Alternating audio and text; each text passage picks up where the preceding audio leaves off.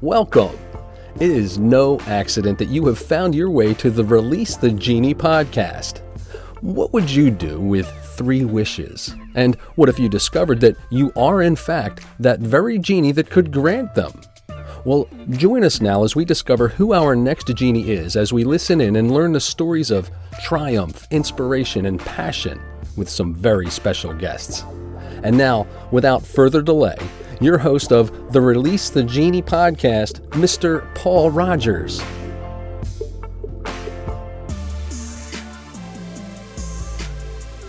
So good morning, good afternoon, good evening from wherever you're tuning in from. My name is Paul Rogers, and this is another episode of Release the Genie.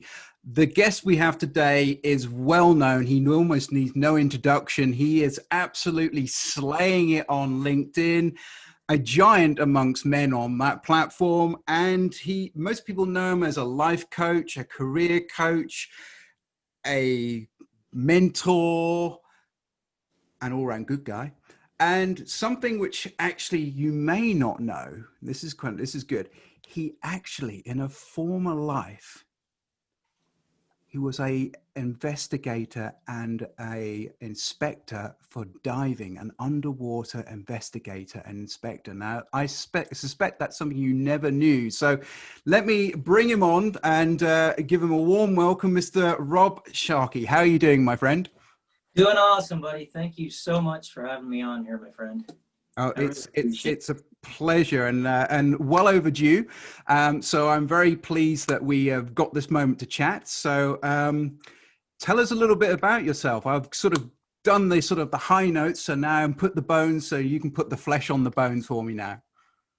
Well, how I ended up where I'm at now is I started out in a career in forensics and like you were explaining about diving, but that's a whole nother life story thing. I got into where I'm at through, I hate to say it, I was an acquisition investor where we took apart companies, and I got to a point where I really got, it's really started weighing on me to see these companies get tore apart. And I started to actually work with some of these people if we didn't accept them to do a buyout. I ended up doing business coaching. The business coaching turned into life coaching because with life and business, they intertwine. And I began to realize that I kind of had more of a knack to connect with people on the ground floor rather than in as much as in business. I still do business. I get that outside of LinkedIn, but now I've really transitioned through not being able to actually be in front of somebody physically. Part of what I did in the past was I looked for body language and, the way people's feet are facing, the way they carry themselves, if they're telling the truth, if they're not, if they're, their emotions. Now that I'm actually sitting in front of a screen, I only get to see from here up. So when I'm having a conversation with somebody, I have to watch their movements, listen to their voices, and it's kind of been a big change for me. But now I've gotten to where I'm adapted to that, like what most humans do. If you put them in an environment, it takes a while sometimes, and I adapted to it. So here I am in front of you. Yeah. I'm just very careful not to do any ticks now, so I'm very, very still. And no, I mean, you're absolutely right. I mean, we've all come from the the offline world, and we've all been pushed online, and we haven't actually been taught those skills. We've had to learn it on the fly, and I really, I hear what you're saying, because we've lost that whole physical element, which is so important in communication. Oh, absolutely. It was a whole new learning experience. People think that they can adapt to anything, and you can, but it takes time. Well, yep. When it comes to a business, marketers will tell you, you got to continue to keep adapting.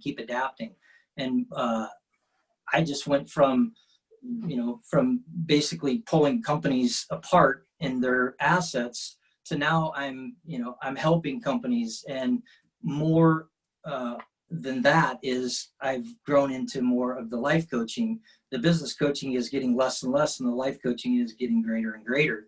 And with COVID, you know, as you well know, the problems haven't absolutely hit yet. They've hit, but not in the wave that they're going to one day when people finally realize, you know, that this has impacted them in a much greater way.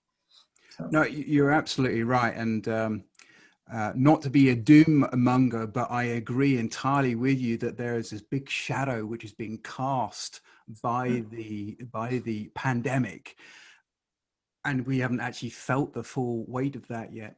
I'm quite interested following your journey from sort of the shark, excuse the play on the name, but shark in the water as a corporate killer to actually doing something where you're creating instead. So it seems a big switch round.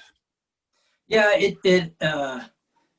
the forensic side of diving is now molded into the forensic side of my life coaching.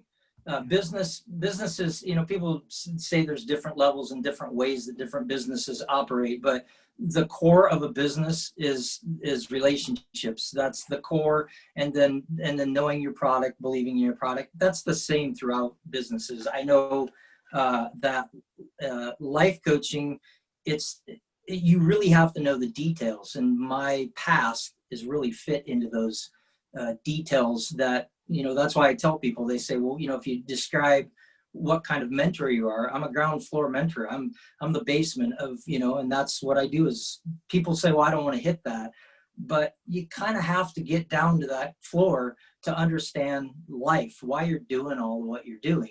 And then you can build the pieces up within that. And what I've done is I created a valley, and that valley has my lowest point, which is my childhood, horrible childhood of mental, physical abuse, to my career and my, you know, the high points of my life, my family, my career, and my, you know, being able to watch a child being born, one of the most incredible things in the world. I put that as my high. And then everything that I've ever done, I've literally sat down and broke it into a valley, and there are notches in that valley. So when I'm talking with somebody, I not only use my hands, as you can see, but I get a feeling of where they're at, and I evaluate that feeling, and I put it within that valley, and then I can connect with that person on that level within that valley. And the thing is that a lot of people think they get mentorship and they you know, they read books and all that kind of thing. It really takes somebody, if you really want to know about what your life meaning is, you need to get somebody that puts you there. You can put yourself there through meditation, things like that, but not the way it does especially with a person like you. You know how I feel about you, man. You are the king of doing that. You've done it to me too, you know. So yeah. No, I mean, to be honest, I resonate with a lot you're saying. There's a quote I had the other day: is you can't teach what you don't know, and you can't lead where you won't go. And that really just seems to sum up what your experiences and where you're willing to take people. You know, you're not frightened of actually getting in there and having to tell them some truths which they may not want to hear. You know, I tell people that all the time.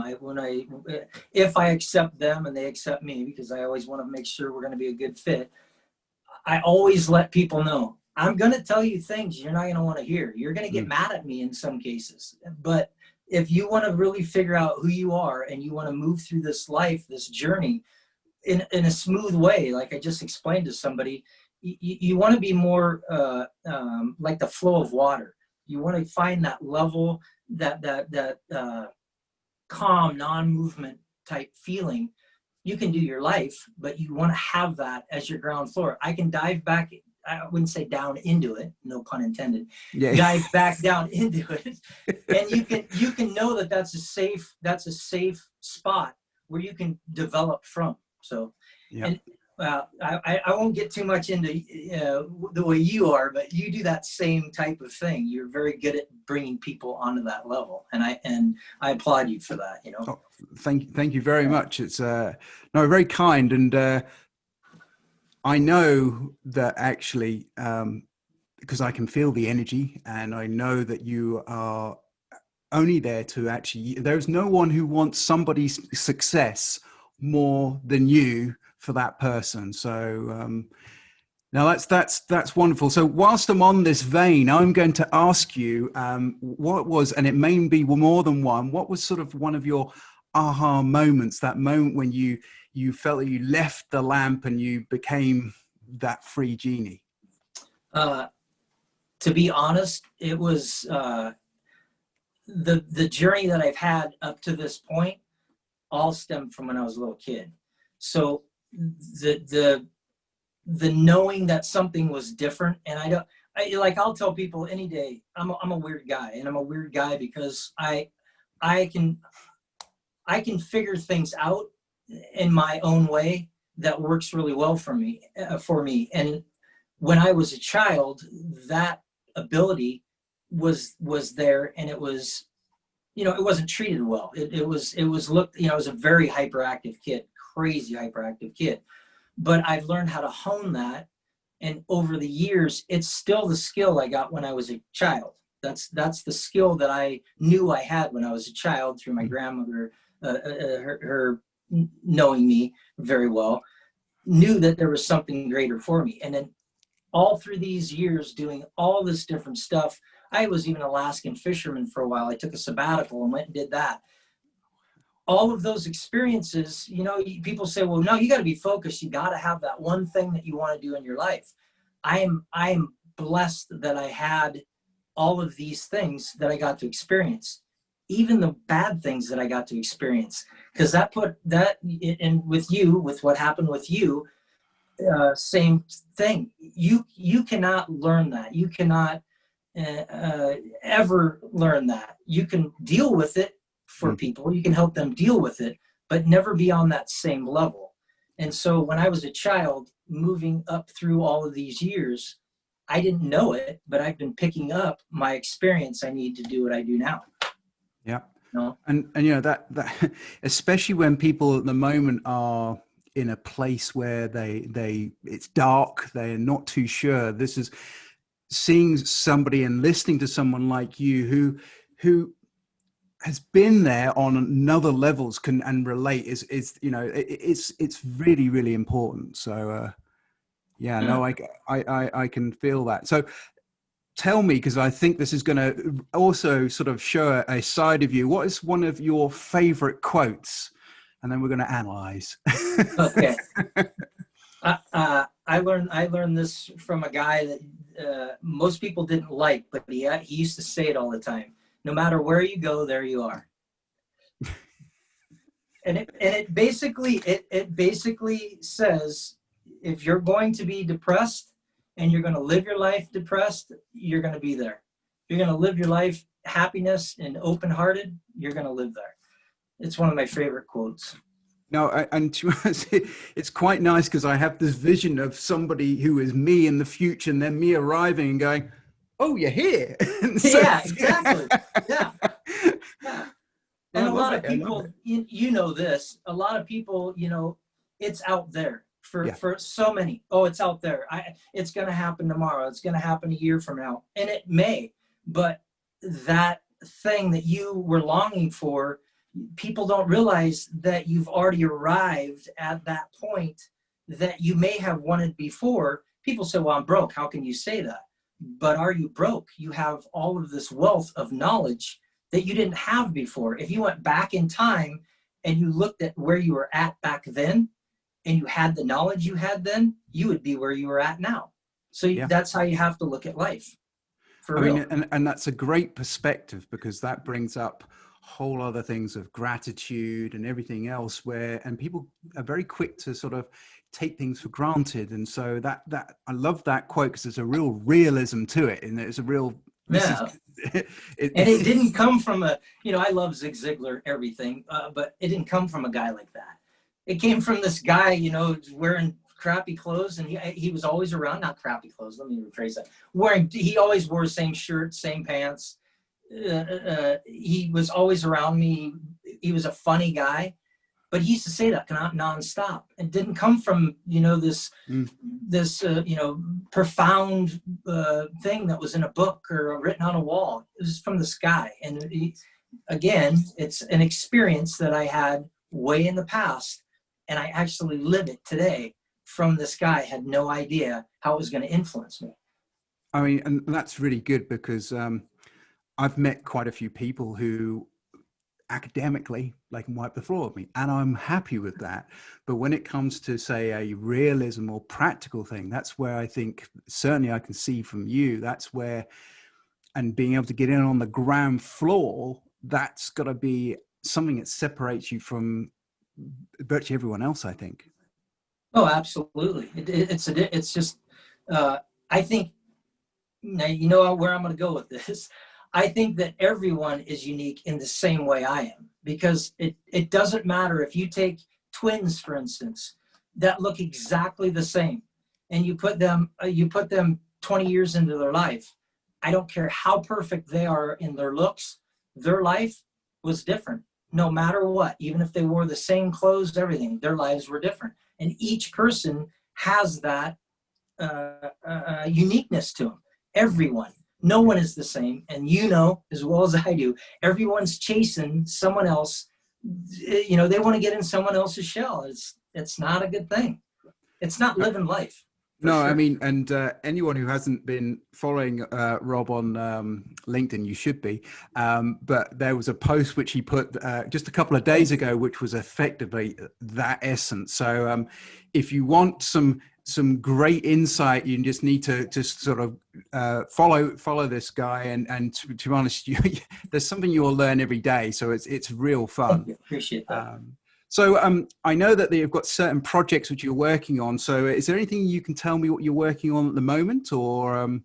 The main project I'm working on right now, I really don't. We're gonna launch it here in the future. I'm not real sure of the date, but I think it'll bring a lot of the community in connection with each other. I think that like we were just talking prior to this, is that there's a lot of people, you draw to the same type of people. There's people that want to be that way, and that's good, but that there's a positive a group, a very big positive group, and we want to tap into that.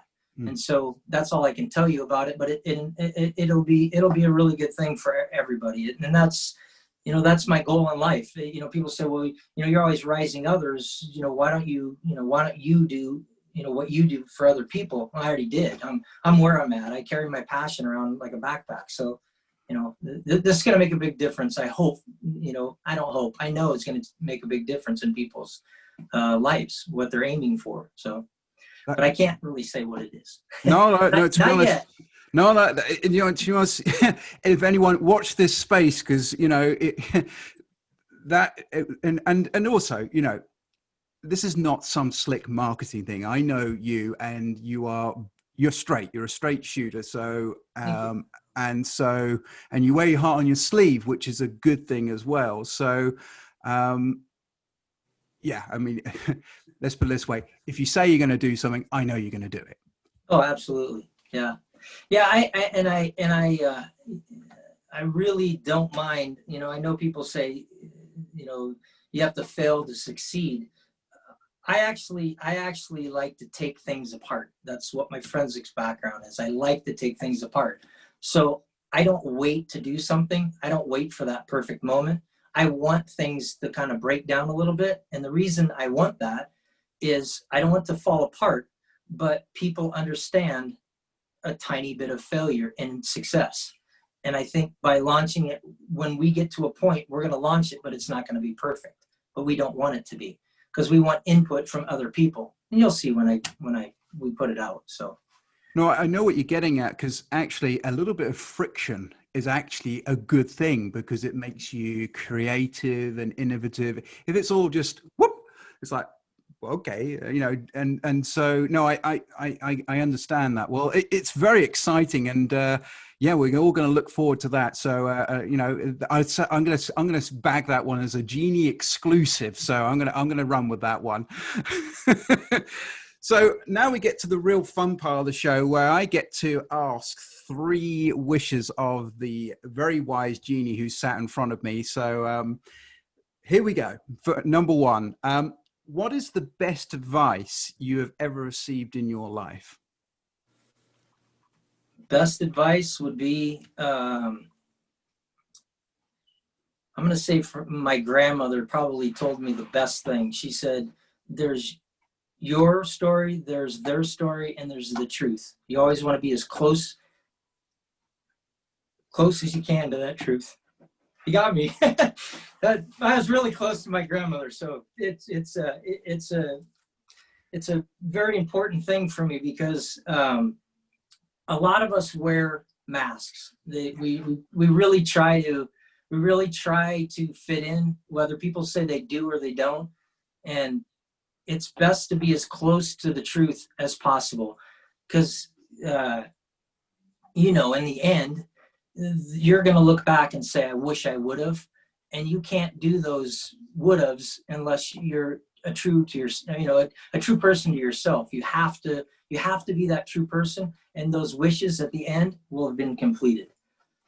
You're absolutely right, and I've mentioned before that I always use regret as like the worst emotion, because you can't put that right. You can put disappointment, you can put anger, you can put all the other ones, but how the heck do you work on regret? Because it's always too late. Yeah. And you're absolutely right. And I love the fact that people wait, say, oh, we need that perfect time to launch stuff, but no, you actually do need to just get it out there and work on it as it goes. Right. I had a friend of mine tell me this one time, and it's actually kind of a neat thing. Is he said, if you find gold in the ground, he said, it's not going to be shiny, but it's still gold. You can polish it up and it gets shinier as you go along, but it's still gold. So if you're launching something, get it out there. Not saying get it out there with complete failure in mind, but get it out there. It's a piece of gold. You're going to be able to polish that thing as you own it longer and longer. So yeah, I thought that was a really good thing to be told, and I've kind of followed a little bit of that through my life too. So no, it's great advice, and great advice. So I think a lot of people will actually be nodding at the moment, thinking, yeah, that's pretty good. So I'm already ahead in the game on the wish front, so I'm going to move to number 2, which is what advice would you give your younger self? Not to change. Yeah, like that. Yeah. That's good. Meaning, there's mistakes that I made in my life, but those mistakes, I wouldn't really change anything. I mean, honestly, going the path that I did was so imperfect. From a child, it was horrible. Worst things you can think of. Going through what I've gone through in my life put me here. So yeah. Nothing. I wouldn't have changed a dime of it. Awesome. To be honest, again, you're absolutely right. People wish if they could and all that, but it's a wasted emotion, because you've got what you've got, and so it's stamped in stone. You ain't going anywhere. Yeah. Great advice. And what we're going to ask you now is wish number 3 is, what one personal habit do you have which you attribute to your success? Just oh man, that's tough. I'm gonna say just have a caring heart. I wouldn't really. I mean, I'm one of those people that, like, I want people to be empathetic. I want people to have equality. It's who I am. I can't say it any other way. No, I mean, and to be honest, you're a very genuine guy. So I know that when you say that actually there isn't another layer. It's exactly what you're seeing. So no, I really appreciate that. And,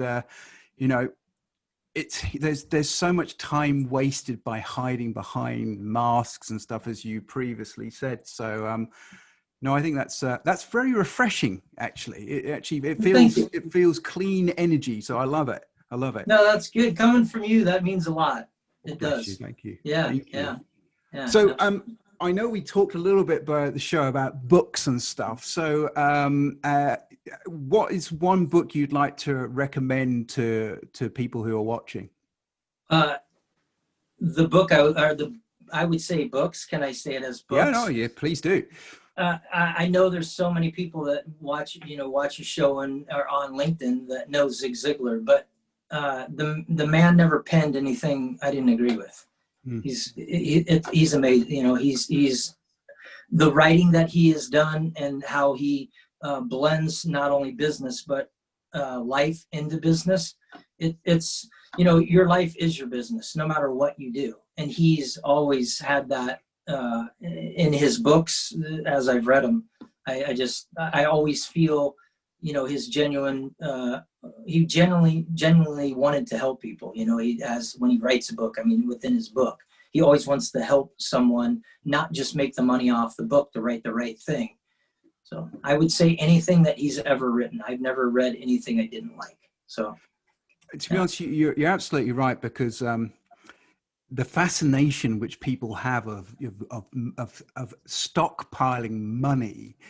And okay, we all know that people are in business to make money, but he was always able to actually just show that almost like the human face of it, not just that. Right. And so, no, it's it fits where you are and what you do so well. So I can see why you would actually have that natural sort of drawing to him. So, so yes. You don't become a Ziegler. I think, and Rob's fine. I'm gonna stay. I remember when I first met you. I said I wrote a post. Well, of course, you probably not gonna remember the post, but I wrote a post and I said, in it, I said, "Be you because everyone else is taken." Remember that? Yep. And that's exactly it, man. You're the only unique you. You're that mold that as soon as you were done, it's busted. No other person like you will ever be made. Yeah, I think I responded to you because I always like a sort of it's like a quote off rather than a dance off. And I think I came back with, ships are not built to stay in the harbor. Yeah, I remember you saying that. Yep. And I think that was when I very first met you on LinkedIn, and I think our conversation kind of kicked in after that. I know you were thinking about mentoring with other people, and am I right on that? Yeah. And then and then that was, I heard your story, it knocked me to my knees, and I owe you for that. Oh no! To us, the feeling is mutual. But we will continue this bromance. So, that's really cool. And so, tell me, where can we find you? Obviously, LinkedIn is your main hunting ground, and so where can we find you? Well, I have. We're doing a big shift because of this project, but New Innovation Group is. It was part of my partnership before.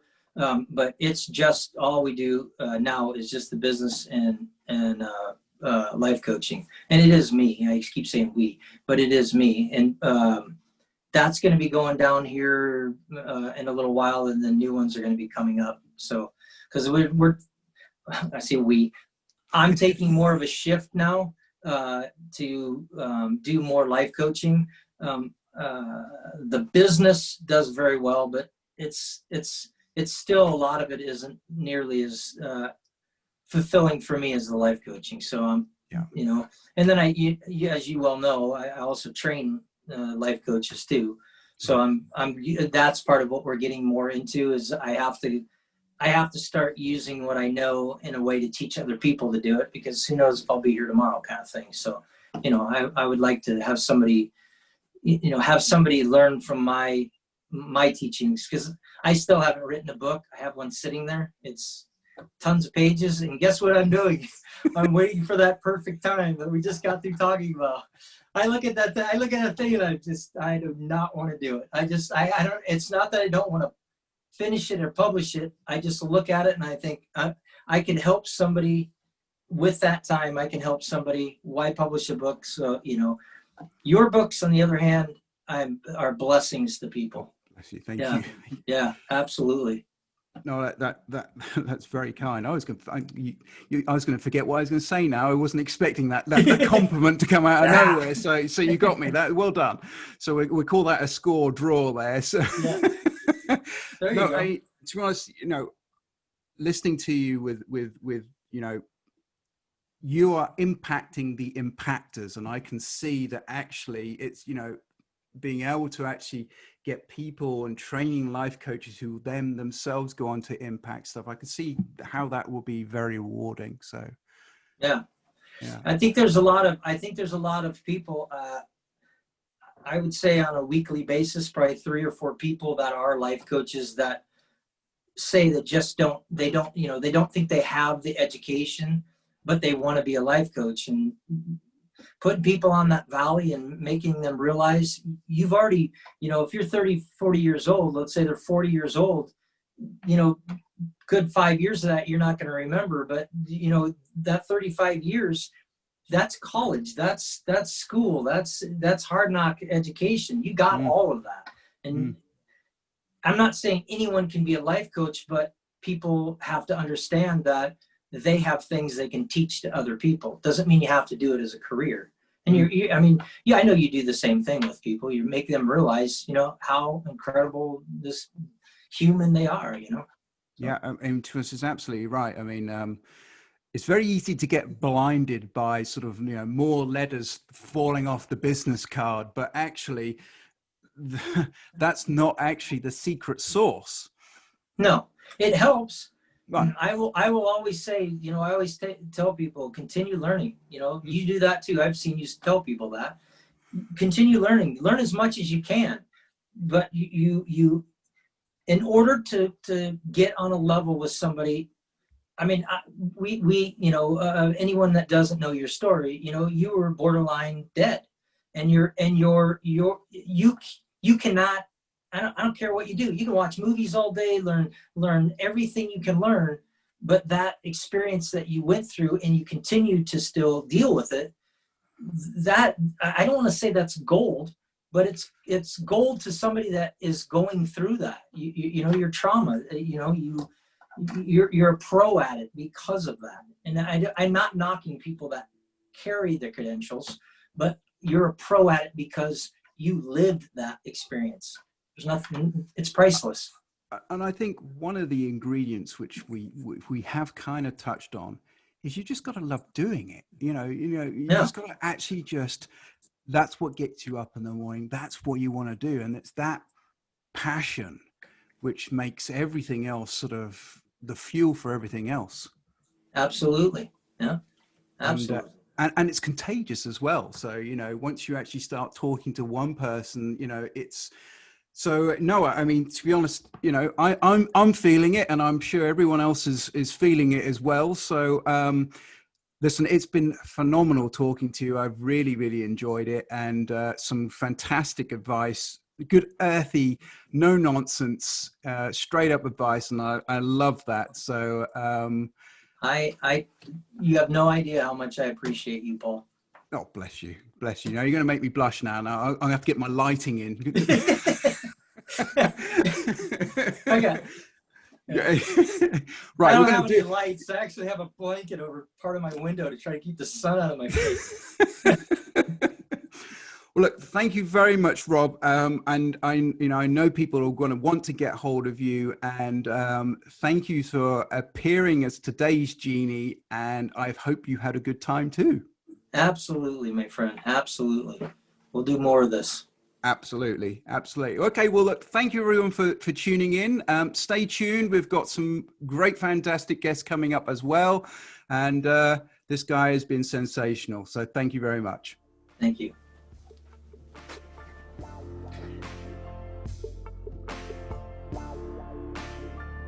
Well, that's a wrap. You have been listening to yet another episode of the Release the Genie podcast with host Paul Rogers.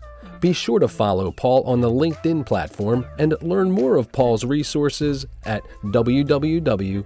www.takeactionacademy.ca. And until next time, as always, be mindful and be sure to release your genie. Thanks for listening.